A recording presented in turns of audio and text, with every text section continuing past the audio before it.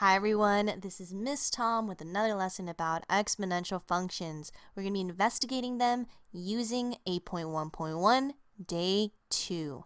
So we are going to be using the family of functions y is equal to bx. I want to let you know that this equation is specifically used when you have an exponential, something that's growing exponentially, but the intercept is actually equal to 1. And when I say the intercept, I mean the y-intercept is equal to 1. So if we click on this link here, this wonderful Desmos link, you'll notice a couple of things that we learned last time. You'll notice that when y is equal to b to the x power, we can notice a couple of patterns. When b is between 0 and 1, like you see here, what is occurring? So I'm going to use the projector tool. That's where this right here in projector tool, now you can see it's a little bit more bold. When b is between 0 and 1, you're going to notice that it, when we read it left to right, is decreasing.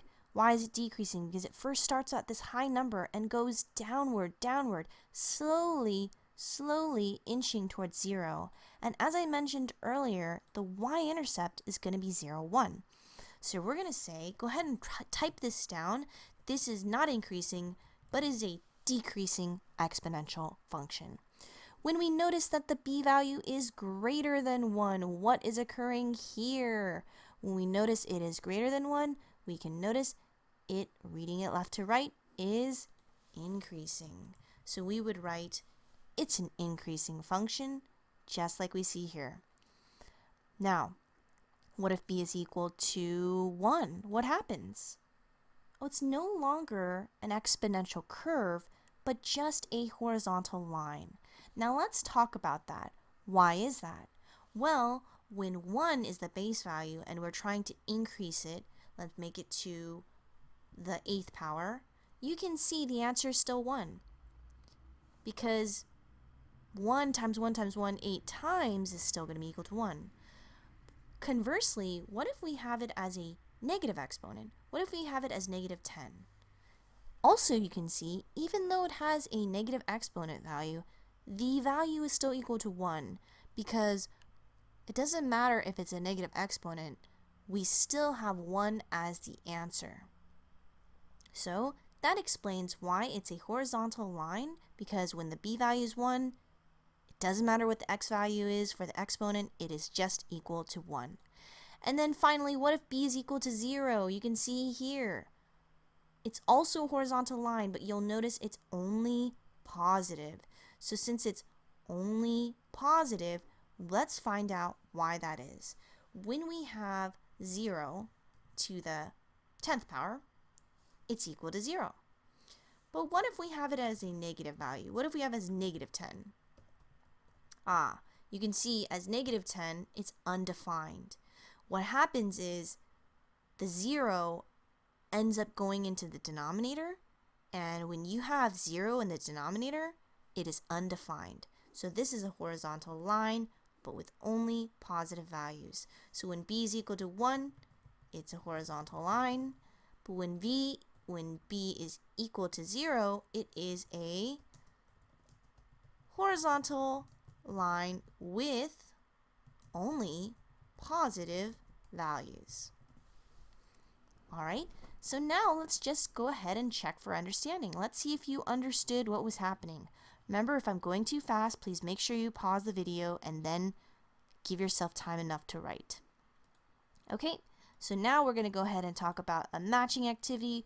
What did you notice? Go ahead and pause the video to match.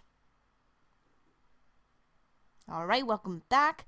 Cool, we can notice that when b is greater than 1, what do we know that one is? That means that it is increasing, so it's going to be this one here. So I'm going to put A is our correct answer for this one. But what about when b is equal to 1? We knew that it was a horizontal line, so this one is going to end up being B.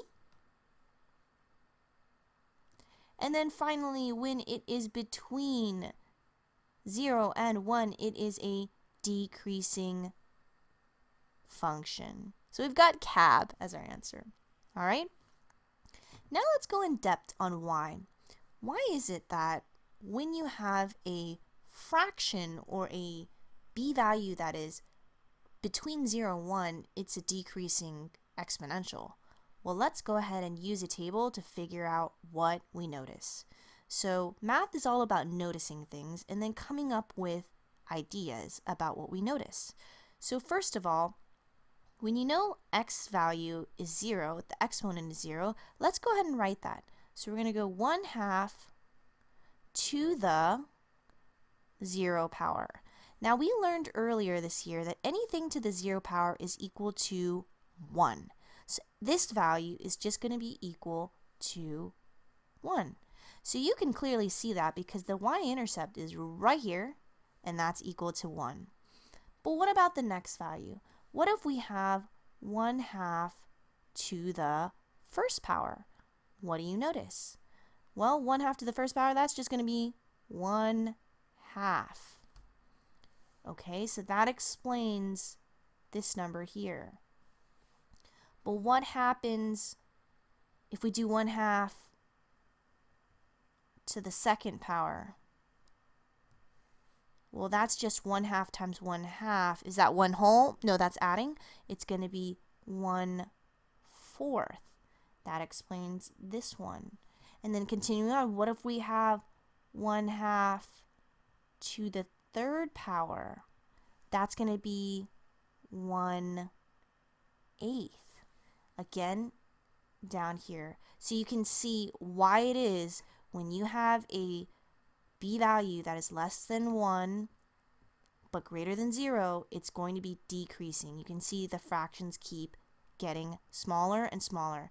So what happens when the x value increases? We are going to write down the value decreases and becomes smaller as the x value increases. Now, do you think it has an x-intercept? What does x-intercept mean? X-intercept means that when it crosses the x-axis. Now, the more and more we multiply by 1/2, we're going to actually notice that it does not approach 0. It will just slowly get smaller and smaller and smaller, very, very small, so close to 0, but it's never going to actually hit that x-axis. It's never going to hit this x-axis, so that's why we're going to say it does not have an x-intercept. This graph, because it doesn't have an x-intercept, because the value is never going to be equal to 0. The x value will only approach 0. It will never be equal to 0. So once again, it will not have an x-intercept because it's only going to approach 0 but never be equal to 0. And we noticed that with all of our graphs here. When we looked at our graphs, if you look here, is it ever going to equal to 0? Like all these points right here. Do you see how they're significantly small? But the x value is not quite equal to 0. Do we see that it's equal to 0? No, it never seems to be equal to 0. When we change this value here, again, it doesn't seem like it's ever going to be 0 with our y value. You see that? How it's never going to be equal to 0? So, what does that mean? There's actually a word for that, and that word is right here. So, a line that a graph curve approaches x values, positive or negative infinity, is called an asymptote. And an asymptote, I know it's a very fancy word, asymptote. Let's go ahead and write that right here in this middle portion right here. We're going to talk about an asymptote. What's an asymptote? Well, it's a very fancy way for saying it's a dotted line. That means that the curve cannot cross. So what we're going to see here is, in this case, in this example, it's never going to approach 0. So we want to make sure we let our readers of the graph understand that.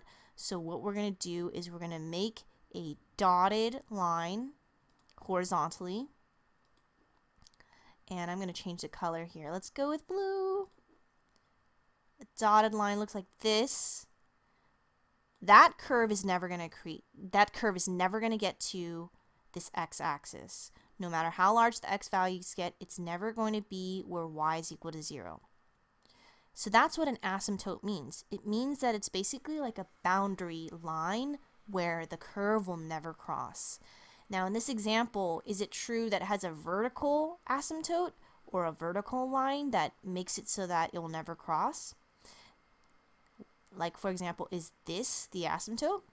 Well, we know the answer is no, because when you get values that are negative, the exponent will have the value that creates something like this. So it's actually just going to keep wider and wider. So what's going to happen is these guys are just going to get wider and wider, but it's never going to approach 0 in this area. So I want you to think of asymptote as just a fancy way of saying it will approach that line, but never cross it. All right? It's like good people. They will approach the line, they will test their boundaries, but they will never cross it. All right? They're never going to be that value. All right? And then the last thing I want you to do for this activity is I want you to graph your own. So at this time, graph your own equation, any b value you want, graph it, let's make a table, and that is today's lesson. Make sure to answer the guiding question, the closure, at the very end of the period. This is going to be what your closure exit ticket will be. I won't be checking your classwork, but you will need to answer this question correctly in order to receive credit for today's lesson. All right, thanks everybody. Have a great day. I'll see you next time for the next lesson.